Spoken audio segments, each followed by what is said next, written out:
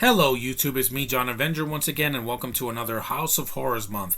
This is a review of a classic 1988 movie from back in the heyday of cinema, directed by Tom Holland. No, not the Tom Holland, the actor that does play Spider-Man. This is the director, Tom Holland. He did Child's Play and he did the original Fright Night. This is the original, not the 2019 garbage fire that was known as Child's Play as well. Directed, screenplay by Holland, Don Mancini, and John LaFia, and based on a story by Mancini. It's the first in the series and the first installment to feature the character of Chucky. It stars Catherine Hicks from Seventh Heaven, Chris Sarandon from Nightmare Before Christmas, Alex Vincent, he was in I think it was at Comic-Con this year, Dinah Manoff, Tommy Swerdlow, and John Colvin, with Brad Dourif as Chucky, the only Chucky if you ask me.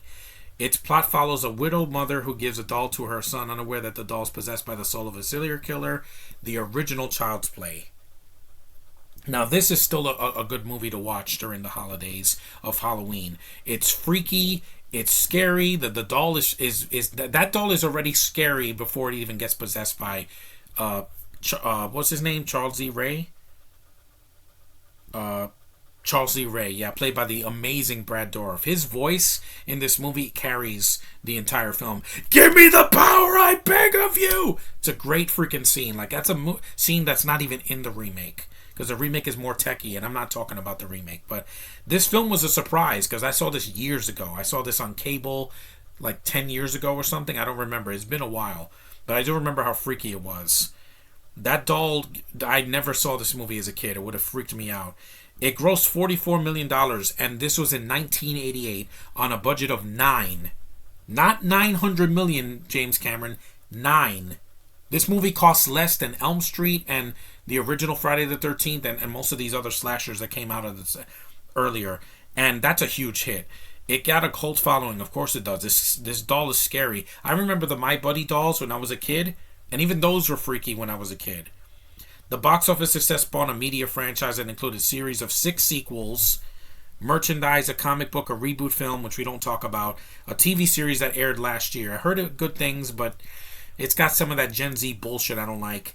And also, it was distributed by Metro-Goldwyn-Mayer, which did the Bond films. They were sold to Universal in 1990 after Child's Play 3, because that one kind of underperformed. That's why there wasn't another movie till Bride of Chucky.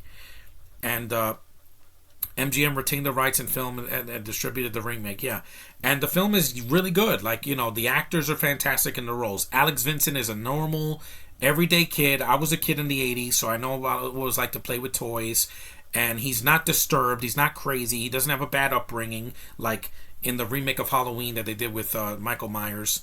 And he gets revenge on Chucky. Like, he's like, "Hi, I'm Chucky. Let's be best friends." And when the doll tries to kill him at the end, he's like, "This is the end, friend." And I'm like, that's so badass that the kid gets to say that when he burns Chucky alive in the fireplace. That still gives me chills. And Catherine Hicks is a normal mom. She's not a supermodel. She's not a foreign actress. She's a good actress that does her job really well. Chris Sarandon, it's not in the film as much as he is in Nightmare Before Christmas, but he does a good job, and he plays the hero here. And he's human. He's not a skeleton king. He also have these other Jack Colvin as the doctor. Brad Dourif, like I said, steals the show because his voice he gives that doll more personality with his mouth than the whole CGI body of the 2019 movie.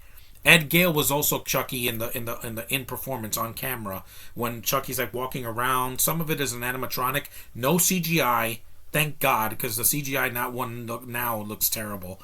And he's the inside guy. And there's a lot of atmosphere in this movie. That's what's missing in a lot of these horror movies nowadays. All it is just, let's remake something from Beloved and from the 80s or the 90s and do it now and put all this Gen Z crap. You're going to get canceled. Hashtag you suck. Feminism all the way. No, fuck you. That's not what horror needs. You know what horror needs now? A story that I can get invested in. Characters that I like. Kids that I can actually act. Alex Vincent is a better actor than half of the kid actors now. The only one who could be on his level is like Jacob Tremblay, and he's already a teenager. But good actors. Not bintos that are from the freaking UK that can't act. And Josh, please, don't attack me. This was a friend request. This is a request from my friend Little Sims. Please don't attack me. This is not about them. I'm just saying that nowadays I don't like casting in certain movies. That new movie that's coming out with the doll, what's it called? Megan, is that she's dancing like this? What the hell is that? Is this the prequel to the Enchantress from Suicide Squad? That's dumb. And she's played by a New Zealand actress. I don't care. This is scarier. This is R-rated. It's not for kids. Chucky curses a lot. He kills people, especially in the sequels. And and it's a good-looking animatronic. Even over 30 years later, this thing still looks scary. And it says 71% on Rotten Tomatoes. The site says Child's Play occasionally stumbles across its tonal tightrope. Yeah, because it tries to be funny with his laugh. But then there's times that it's terrifying. Like when this thing is attacking people in that small town. Yeah, it's frightening. It's terrifying.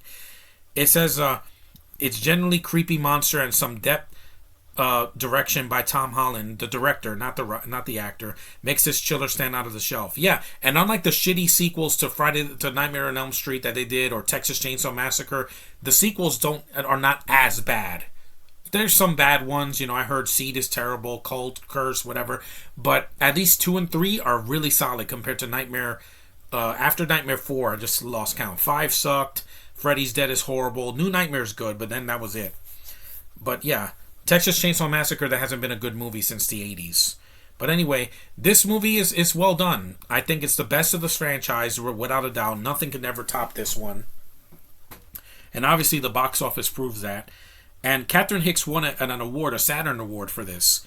And Alex Vincent got a Best Performance by a Young Actor. So, kiss my ass, Bentos. These are actors that we want to see. Not your Game of Thrones rejects and House of Dragon or whatever kids are out there. No. Okay, if they're bentos and they can't show emotion, they have to talk in an American accent like this. No, I don't want that anymore. I said that for 2023. Keep your 90% of your bentos away from my cinema. We don't need it. The controversy. What's the controversy? Calling for a ban of the film because they claimed it would incite violence in children. I was 3 when this came out, and I saw the posters for it in the theater, and also, when I went to the video store. And no, I never hurt anybody. And I had a lot of toys that were dangerous in the 80s. And it said, who had from working in the group instantly dispersed, much to the charging of the newscaster. Hilton did not reveal the thing. The film series was plagued with accusations of inciting violence. Any movie can be violent now, guys. When The Dark Knight Rises came out, no one knew that the theater was going to get shot up by some psychopath. Nothing happened during this time. There were no parents complaining, oh my God, I took my kids to this. Why are you taking your kids to a horror movie like this that's R-rated? My parents never let me watch horror movies this violent as a kid. And thank God, or I would have been messed up in the head. And the movie still holds up. The doll is still scary. Brad Dourif's voice, you're never going to top that. Alex Vincent is a great kid, normal. He acts like a kid. He doesn't act like he's zoned out. Catherine Hicks is a good mom for him. She plays a good mother. And it's got a lot of atmosphere. More than a lot of these sequels have come out with recently. And also, it doesn't rip off the other slashers. Like, Chucky is threatening on his own. He's not a guy of your dreams. He doesn't wear a mask. He's just a doll. But he's still scary. That's why he's still relevant today. But that's all I gotta say. Some of the effects, not the animatronics, but when he's walking around looks a little bit silly, but when Chucky's on the attack, you feel it. Like, he is just terrifying. Especially the scene when he's burnt and his eyes popped out. Yeah, that's really scary, man. And it's a good way to start the late 80s, early 90s slasher genre again after it was losing steam after so many pumped out sequels to Friday the 13th, Nightmare on Elm Street, etc. And it's good. It's a good one, Little Sim. So I agree that this movie is a classic. Remaking it was pointless. You can't do it better. You cast Aubrey Plaza as the mom. Yeah, she's no Catherine Hicks. And nothing against Mark Hamill, but you're not Chucky. Brad Dourif is Chucky. He always will be. It's like Freddy will always be, or Robert Englund will always be Freddy, no matter what. You cannot top it. This, yeah, and even the poster is pretty freaky. Look at that. The eyes and that freaking thunderbolt, yeah. It's still scary. And even the premise is scary compared to some of the movies that come out today, where it's just jump scares, oogly boogly, and crazy, smiles like this. Yeah, I'm sick of that. I want something different. And I want something that's actually scary. Not something that's gonna leave me, like either like blah or I'm like, I don't want to see that again. This I would gladly see again. I don't own the movie.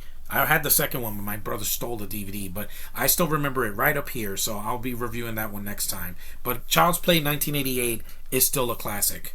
It still holds up. It's still the best of the series. So that's all I got to say on Child's Play. Thanks for watching. Take care, and I will see you guys in the next one.